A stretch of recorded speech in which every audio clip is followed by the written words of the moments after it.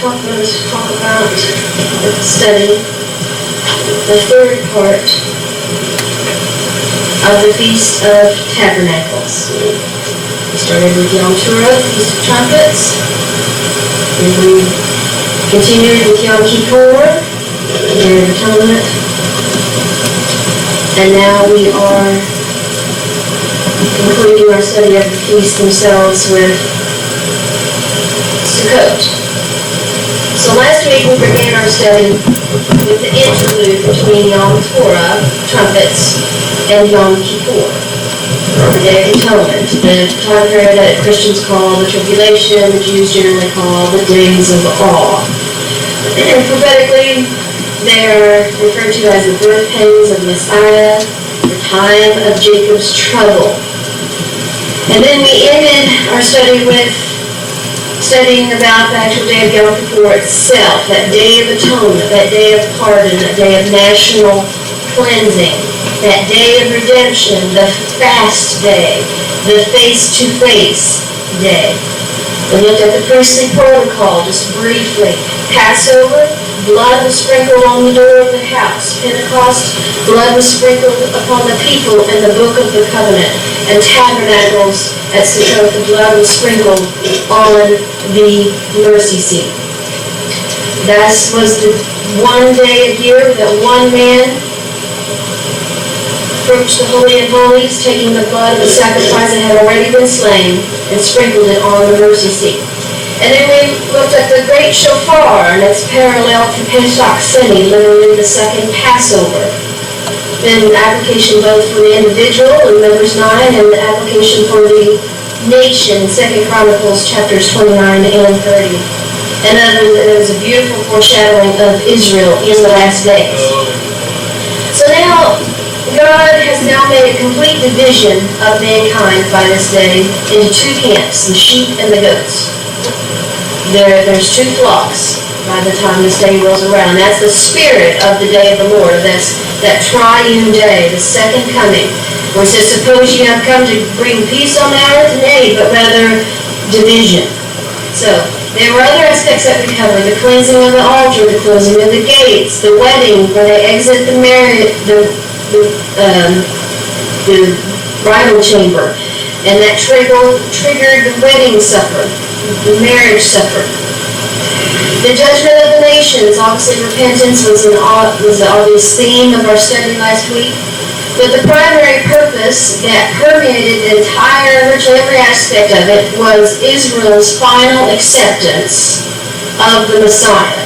The primary purpose of that time was to bring Israel to her Messiah. That secularized Israel is going to have to start looking up again here very, very soon. And they are going to be saved, that he will do the saving them. Zechariah 10:6 says, I will strengthen the house of Judah, and I will save the house of Joseph, and I will bring them again to place them. For I have mercy upon them, and they shall be as though I had not cast them off. For I am the Lord their God, and I will hear them. Making it as though he had not cast them off. Not just forgetting it, not just forgiving it, not just erasing it with a big blank spot there, but making it as though it never happened. That is only exclusively a God kind of thing. That is something that in our minds, especially in this time period, we are never going to ever completely understand how he does that.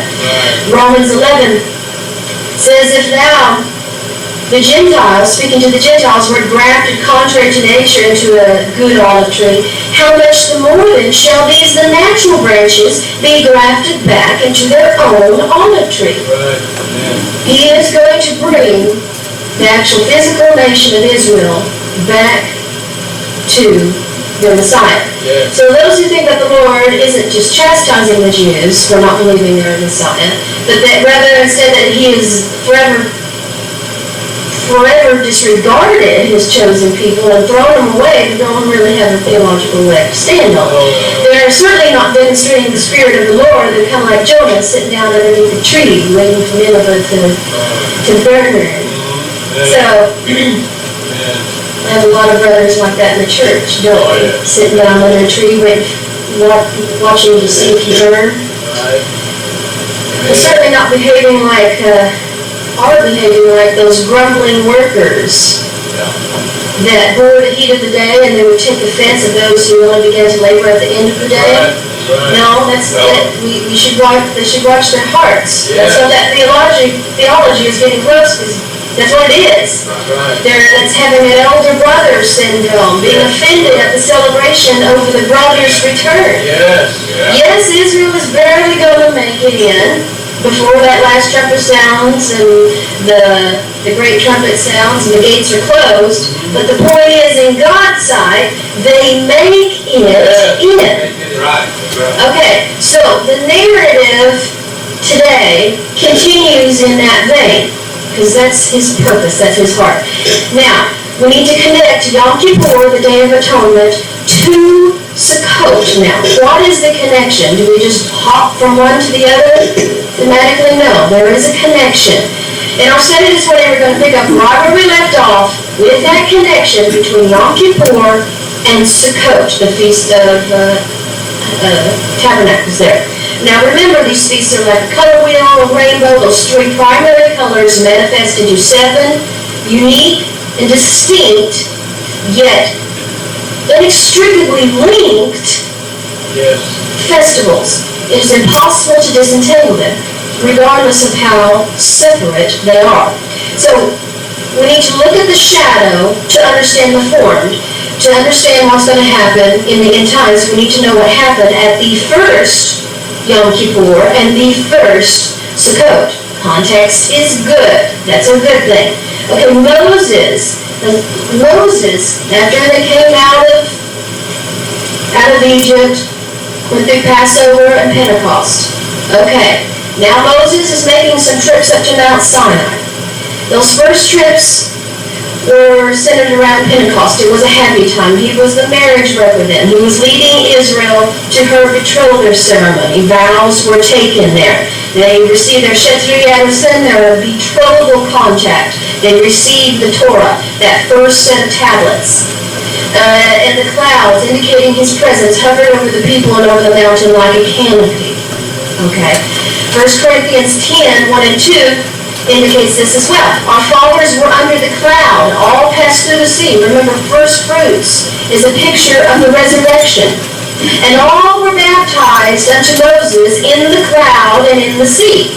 That baptism, that mikvah for the bride, it all fits together.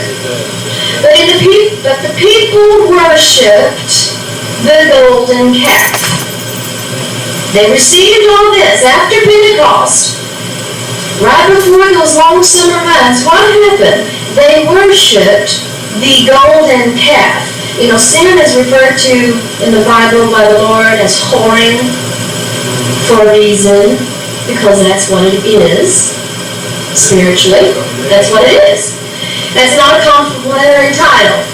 And the Lord vowed to destroy them for it. In Moses' second set of trips, he was begging for 2 things. Number 1 was forgiveness, which God did grant, and that he wouldn't wipe them all out. He said in Exodus 32 that he would repent of the evil that he thought to do. Yom Kippur is the day of forgiveness, that pardon, the day he forgave Israel for the sin of the golden calf. But forgiveness is not the same thing as reconciliation. Relationship between God and Israel was strained. The relationship was not exactly the same as it was before their whoredom. He would not dwell with his people. In Exodus 33 it says, I will not go up in the midst of thee. And then Moses took the tabernacle, what part of it that they were working on at that time, and pitched it without the camp, afar off. God's plan for the tabernacle was to be at the very center, at the heart of the camp, and all the tribes would be stationed around his tabernacle. He said, let them make me a sanctuary that I may dwell among them. That was what God wanted this whole time, was to get back to what had been shattered in the garden.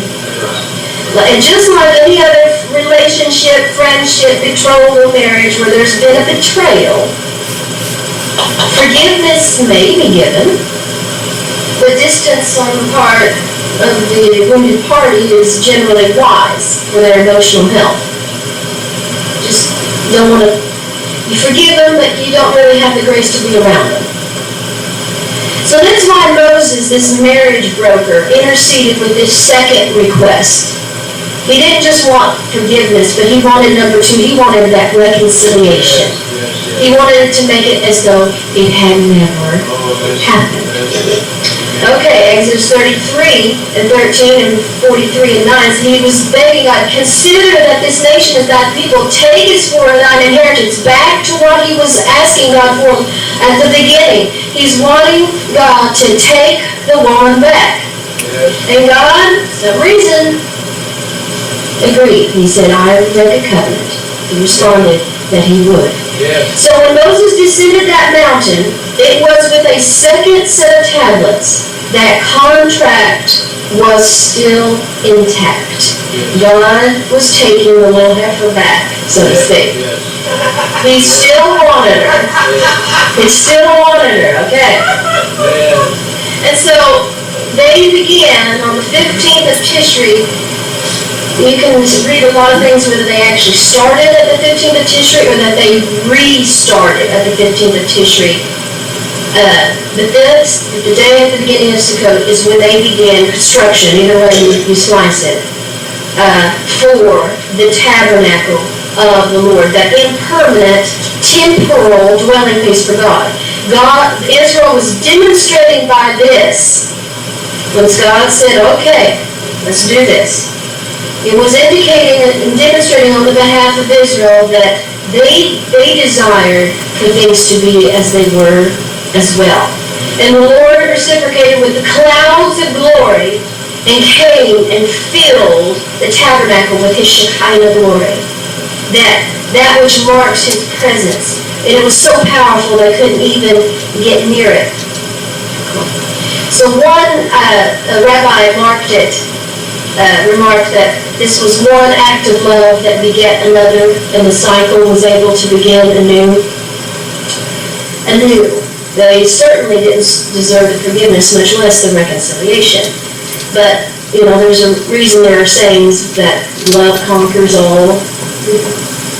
There's a reason for sayings like that. It's because it really does when God is love. So, love does make it, remember, as though it never happened. Though my mother and father forsake me, God will gather me in, it says in Psalms. So reconciliation is what happened at Sukkot. The Creator of heaven and earth came down and physically dwelled with his people. This is what the Feast of Sukkot memorializes. His steadfast love and providing for them in the wilderness. Sukkot. That is what Sukkot is. And Sukkot happens after Yom Kippur, the Day of Atonement. So, after that last day of atonement, after Armageddon, Yom Kippur, in time Israel will experience that final reconciliation with their group. Only this time it's not a moed, it's not a rehearsal or a shadow. It's going to be the real form of that shadow. The Almighty Creator of heaven and earth will come down from his throne and dwell with man, only this time it's going to be a permanent residence. And as Isaiah says, of his government there will be no end. Okay, so that's what happens. But what happens, afterward? What can we expect of that time period? Of Sukkot, of this millennial time period, which Sukkot is a type or shadow of. The harvest is in, the king is here, the great shofar has been blown, the gates are closed and locked. What happens now? What do we need to expect? Well, still Sukkot.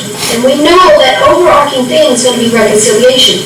But the specifics, as before, need to study the aspects of this festival of Sukkot's various names.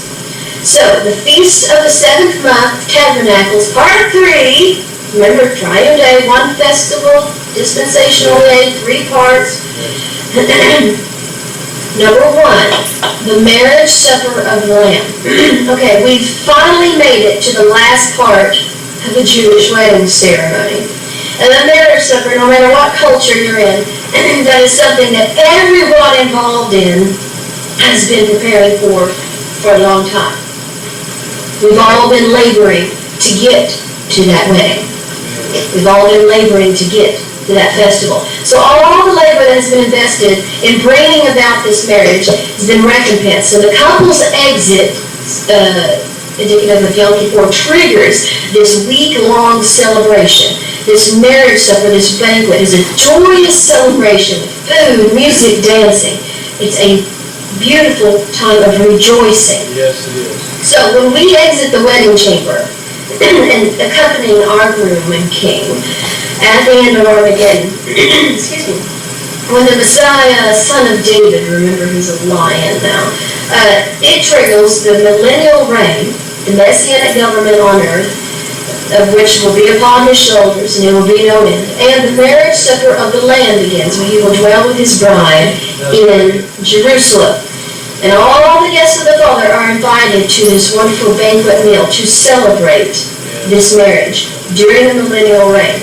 Jeremiah 33 says, in those days, at that time, I will cause the branch of righteousness, speaking of Jesus, to grow up unto David, and he shall execute judgment and righteousness. Well, there's that government.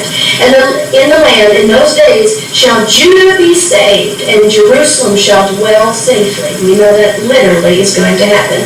And this is the name wherewith she, us, the bride, shall be called, the Lord, our righteousness. Remember, everything that's his is now ours, according to our contract. So, as a young man married the virgin, so shall thy sons marry thee, and as a bridegroom rejoices over the bride, so shall God rejoice over thee. Isaiah 62. Hallelujah. It is just that little. So, on the other hand, let's contrast that to those who didn't say I do, and those who didn't accept that invitation to the marriage supper of the Lamb. They have to attend a different banquet. Revelation 19, 16 and 17. Revelation 17 and 8. Revelation 19, 17 and 18. And I saw an angel standing in the sun, and he cried with a loud voice, saying to all the fowls that fly in the midst of heaven, come and gather yourselves together unto the supper of the great God, that ye may eat the flesh of kings, and the flesh of captains, and the flesh of mighty men, and the flesh of horses, and of them that sit upon them, and the flesh of all men, both free and bond, small and great. It's that division again. The division has been made. There are two flocks, the goats and the sheep. Okay, and at this marriage supper, you are the dinner. That doesn't sound like a fun party. The millennial is a very peculiar, unique period of time. There's going to be mortal and immortal living together as God sits on the throne in Israel. That's just kind of a strange situation to us now.